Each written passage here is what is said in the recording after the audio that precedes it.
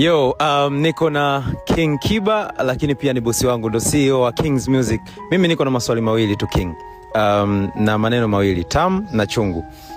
Nataka kujua upande wa tamu kwenye mahusiano au kwenye maisha, na chungu ume-experience vipi, na sisi tunataka kujua, utupitishe katika tamu na chungu yako. Utaanza na neno gani kati yao maneno mawili? Nichanganye kidogo hapo. Kwenye uchungu ni upo pale unapoachana na mtu. Okay. Au pia experience kwamba ukagundua kwamba amekusaliti. Yeah, kwa hivyo uchungu wake hapo ni kwamba nothing kitaendelea. Mimi kwangu hakuna kitu kitaendelea tena. Okay. Lakini utamu wake ni pale anaponifanya na focus katika kazi zangu, ndio utamu wenyewe. Kwa sababu ninapo focus it means buku mapenzi safi kabisa. Kwa hiyo kuchitiwa? Sina uhakika. Kuhisi yes. Pole sana. Ukichitiwa na maana kwamba wewe kaka sio friji alijiandishi tu.